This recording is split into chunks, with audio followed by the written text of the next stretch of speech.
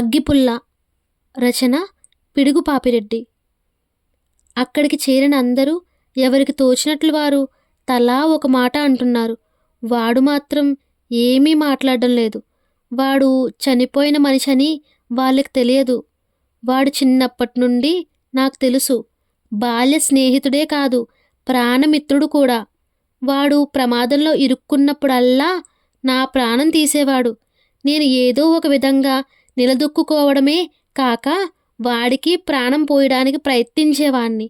వాడి తలకాయ పెద్దదే, కానీ అది పనికిరాదు, చాలా పాతది. వాడికి అమోఘమైన తెలివితేటలున్నాయి, అయితే అవి ఆధునిక కాలానికి అతికేవి కావు. శరీరం కూడా 4 అంచులు సమానంగా ఉంది, అయితే అందులో వెన్నెముక లేదు. చిన్నప్పుడు అందరం ఆటల్లో మునిగి తేలుతూ ఉంటే వాడు దూరంగా కూర్చొని అందరినీ అంచనా వేస్తూ ఎవరి శక్తి ఎంతో బేరీజు వేసేవాడు. కానీ పడితే పళ్ళు రాలుతాయని భయం. మోకాళ్ళు మోచేతులు పగిలి రక్తం చిందితే పక్కవాడివైనా వాడికి కళ్ళు బైర్లు కమ్ముతాయి. క్లాసులో పంతులుగారు కూడా ఎవరి మీద కోపమొచ్చినా వాణ్ణే కొట్టేవాడు. దానివల్ల ఆయనకు 2 ప్రయోజనాలు.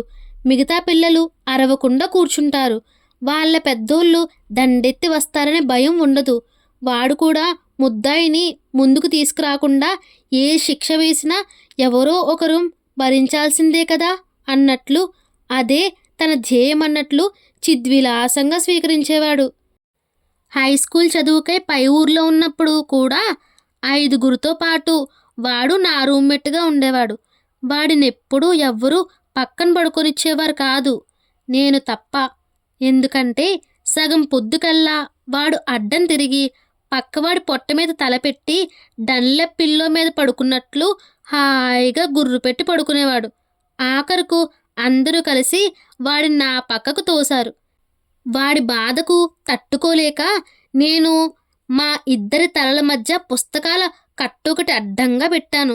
తెల్లవారేసరికి వాడి 2 కాళ్ళు నా పొట్ట మీద విశ్రాంతి తీసుకుంటున్నాయి. దీనికంటే ఇదే నయమని పుస్తకాల కట్ట తీసేశాను. ఈ విధంగా వాడి అయోమయ జీవితంలో అడుగడుగునా ఎదురుపడే అనేక సమస్యలను సమన్వయంతో పరిష్కరించుకుంటూ హై స్కూల్ విద్య పూర్తి చేశాం. ఆ తరువాత చెరో రంగంలో దూరి చదువులు పూర్తి చేసుకొని ఉద్యోగస్తులుగా జీవిత తలుపులు తెరిచేటప్పటికి మరలా ఇద్దరం ఎదురుపడ్డాం. నా దురదృష్టం కొద్దీ వాడు నా సెక్షన్లోనే తగలడ్డాడు. జీవితాంతం భారం మోయమని ఆ భగవంతుడు నొసట వ్రాసినట్లయింది. ఏ పని లేనోడు మాదిరి ఆఫీసులో ఏదో అయస్కాంతం ఉన్నట్లు 10 గంటలకే పరిగెత్తుకు రావడం, వచ్చిన దగ్గర నుండి ఒక్క కునుకైనా తీయకుండా ఫైళ్ళన్నీ ముందేసుకొని కాన్వెంట్ పిల్లాడిలా కాగితాలకు ఖర్చుకుపోవడం, అందరెళ్ళిన తర్వాత కూడా ఆఫీస్ కతుక్కుపోయి కుర్చీకి అంకితం కావడం. వీడి ఈ వ్యవహారం ఆఫీస్ సిబ్బందికి మహా ఇబ్బందిగా తయారైంది. ఆఫీసర్కి కూడా ఆయన ఇబ్బంది ఆయనకుంది.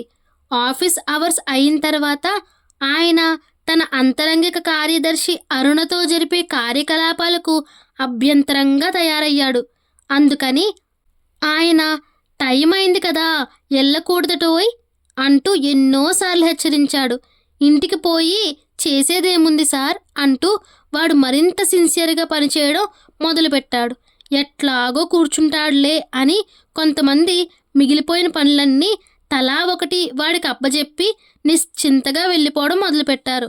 వాడేమో మందస్మిత వదనారవిందంతో ఇంకా ఏమైనా కూర ఉంటే ఇచ్చిపోండి అన్నట్లుగా విప్పారి నేత్రాలతో ఉదారంగా చూసేవాడు. ఎన్ని విధాలుగా ఎంత విడమర్చి చెప్పినా వాడి తీరు మారదు, వాడి చిరునవ్వు చెరగదు.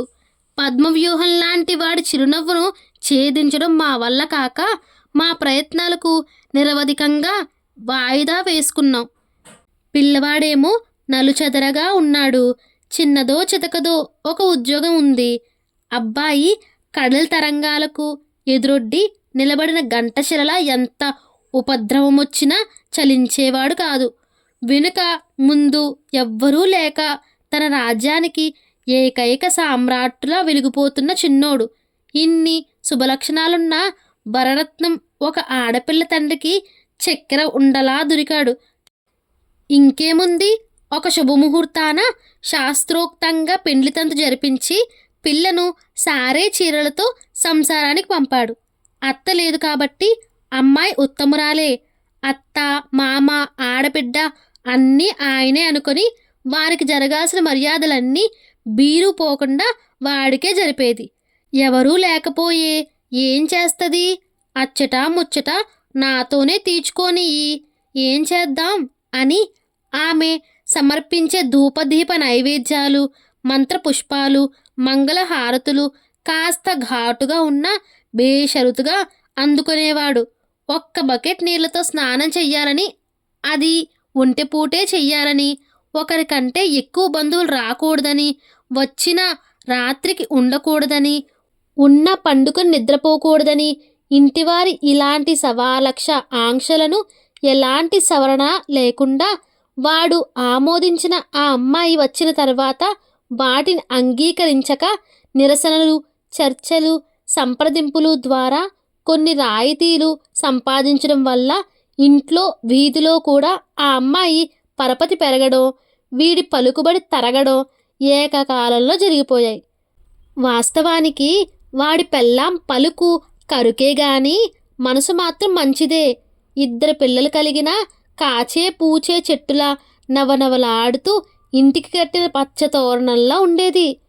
కువకువలాడే గువ్వల కలకలలాడుతూ ఉండేది. అదే వాడి కొంపకు తిప్పలు తెచ్చింది. నిశ్శబ్ద నిషీదిలాంటి వాడి జీవనాయనంలో పెను తుఫాను సృష్టించింది.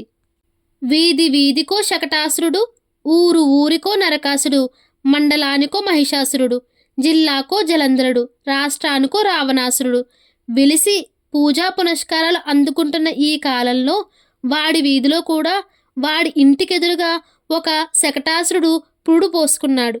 వాడు పురివిప్పి నాట్యం ఆడడానికి తడబడే అడుగులను సరిచేసుకుంటూ ఉన్నాడు. పాత నాయకులతో పరిచయాలు పెంచుకొని యువ నాయకులకు మందు విందులతో నీరాజనాలస్తున్నాడు. కార్యాచరణ ప్రారంభించి సంచలనాలతో విజృంభించుకుంటే వెనుకబడిపోతానని వాడి భయం. ఏదో ఒక రకంగా జనం వెన్నులో వణుకు పుట్టించాలి. మీడియా నాడీ కందాలి. ధర్మాధర్మ విచక్షణ లేకుండా నీతి న్యాయాల నడ్డి విరగ్గొట్టాలి. స్కాములో, స్కీములో, హత్యలో, అత్యాచారాలలో చేస్తే తప్ప తారాపదంలోకి ఏకంగా దూసుకుపోలేమని, ఒక్కసారిగా హీరోగా వెలిగిపోలేమని వాడి నమ్మకం. ఈ ధ్యేయంతో ముందు వెళ్తున్న శకటాసురునికి కంట్లో వాడి పెళ్ళాం పడింది. ఏ ఉద్యమమైనా ఇంటి దగ్గర నుండి ప్రారంభించాలన్నట్లు వీడి ప్రగతి పథకానికి ప్రథమ సోపానం వాడి పెళ్ళామే అయింది. ఆ రోజు ఇంటి ముందు శకటం ఎక్కుతూ ఎదురుగా ముందుకు వంగి ముగ్గు వేస్తున్న వాడి పెళ్ళాన్ని పిలిచి ఐ లవ్ యూ అన్నాడు. ఓరి నీ దుంపతెగా, నీకేం పోయే కాలం, 2 బిడ్డల తల్లిని నాకు లవ్వేంద్రా అంది. 2 బిడ్డల తల్లివైనా 4 బిడ్డల తల్లివైనా నీవే నా స్వప్న సుందరివి, నా హృదయ సామ్రాజ్యానికి మహారాణివి అన్నాడు. వాస్తవానికి ఆ అమ్మాయి మాట కటువైన మానవత్వమున్న మనిషి. అందుకే వాడికి బుద్ధి చెప్పుతూ, మా ఆయన గాని విన్నట్లయితే నీ డొక్క చీల్చి డోలు కడతాడు అంది హెచ్చరిస్తూ. వాళ్ళాయన వినలేదు కానీ ఈమె మాటలు విన్నవారు మాత్రం విస్తుపోయారు. ఎందుకంటే ఏ మాత్రం విసురుగాలు తగిలినా గరిక పోచ మాదిరి వంగిపోవడమే కానీ హోరుగాలికి చలించని శిలాఫలకంలా నిలబడటం వాడి వల్ల కాదని ఎరిగిన వాళ్ళ నమ్మకం. శకటాసురుడు గలగలా నవ్వి, సాయంత్రం మీ ఆయన వచ్చిన తర్వాత ఆయన ముందే నీ చెయ్యి పట్టుకుని లాక్కుపోతా, ఏం చేస్తాడో చూస్తాను అంటూ భీష్మ ప్రతిజ్ఞ చేసి వెళ్ళిపోయాడు. మేము సాయంత్రం ఇంటికొచ్చేసరికి ఈ సన్నివేశం గురించి చర్చ జరుగుతున్నది. అందరూ ఎవరికి తోచినట్లు తలా ఒక మాట అంటున్నారు. వాడు మాత్రం ఏమీ మాట్లాడడం లేదు. ఏమన్యాయమమ్మా, పొయ్యే కాలం వచ్చినట్లుంది అంటుంది ఒక పెద్ద ఆమె. అడిగేవాడు లేకపోతే అంతే, న్యాయం అన్యాయం పెద్ద చిన్న లేకుండా పోయింది ఒక పెద్ద ఆయన నిట్టూర్పు. సాయంత్రమైంది. వాడు ముండోడు తప్పక వస్తాడు. ఈ సమయంలో మనమెందుకు, పోదాం రారా అన్నాడొక లౌక్యుడు. అయినా ఉండరా, ఏం జరుగుద్దో చూద్దాం. ఈ రసవత్ర నాటకాన్ని ఆశాంతం చూడాలనే ఆసక్తితో అన్నాడు మరొకడు.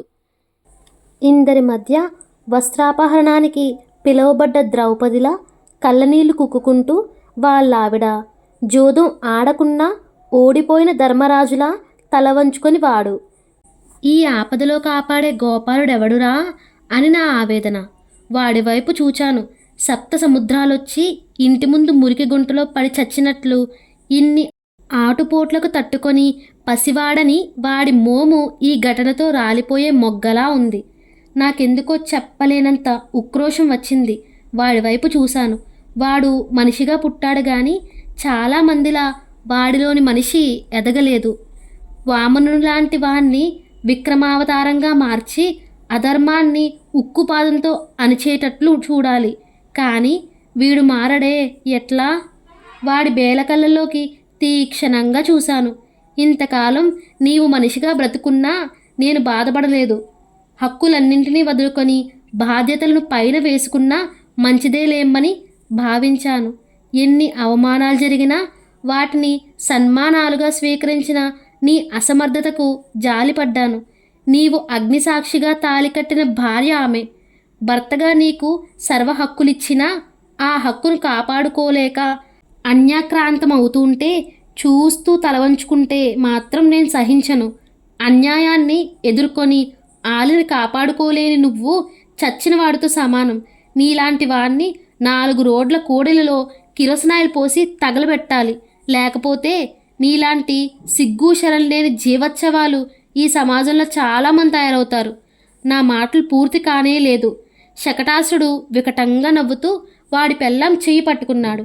అందరూ నాటకంలా చూస్తున్నారు కానీ ఎవ్వరూ నోరు గాని కాళ్ళు గాని కళ్ళు గాని కదపడం లేదు. వాడు కూడా అందరి వైపు అసహాయంగా చూస్తున్నాడు గాని అడుగు ముందుకు వేయడం లేదు. మేము అడ్డుకుందామనే ఆలోచన ఆవేశం వచ్చింది కానీ వాడి హక్కును వాడే కాపాడుకోవాలి అనే పాఠాన్ని వాడికి నేర్పాలనేదే మా ఉద్దేశ్యం. నేనన్నాను, ఎవ్వరూ ముందుకు రారు, ఎవరి హక్కును వారు కాపాడుకోవాల్సిందే. కానీ వాడిలో చలనం లేదు. వాడి నరాలలో రక్తం కాదు, నీళ్లు కూడా పారడం లేదు. వాడు చీము నెత్రు లేని సజీవ శవం. నీరసంగా కళ్ళు మూసుకున్నాను.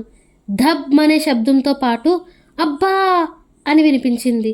రెప్పలు వాటంతట అవే తెరుచుకున్నాయి. ఎదురుగా శత్రువుని ఎదిరించిన వీరాంజనేయుడిలా నిలబడి ఉన్నాడు వాడు. ఎంతో కాలం తర్వాత తన బలం తాను తెలుసుకున్న హనుమంతుడిలా ఉన్నాడు. వాడి ముందు నడుం విరిగి లేవలేక నేలను తడుముతున్న చేతులతో వెల్లకెల్లా పడిపోయిన శకటాసురుడు. వీడింక జీవితంలో ఏ ఆడపిల్లనైనా పూజించవలసిందే కానీ కామించలేడు. వీడి వెన్నెముక విరిగిపోయింది. చాలా కాలానికి వాడి వెన్నెముక నిటారుగా నిలబడింది. వాడి ఎదపై వాలి సేద తీరుతున్నది వాడి పెళ్ళాం. దేవతలు పుష్పవృష్టి కురిపించారో లేదో తెలియదు కానీ ఆఖరుకు ధర్మమే జయించినందుకు చూచేవారి కళ్ళు మాత్రం కలువలైనట్లు కనిపించాయి. ఇంత ఆనందం నేను జీవితంలో ఎప్పుడూ పొందలేదు. వాడు అందరం అనుకున్నట్లు వట్టి పుల్ల కాదు, అగ్గి పుల్ల. రాపిడి తగిలితే కానీ అగ్గిపుల్ల జ్వలించదు. అత్యాచారాల ఉరిపిడికి అగ్గిపుల్లలు మూకుమ్మడిగా అగ్ని జ్వాలల్లా విరజిమ్మే రోజు వస్తుంది. అధర్మం హద్దులు దాటితే నీళ్లల్లో కూడా నిప్పు పుడుతుంది.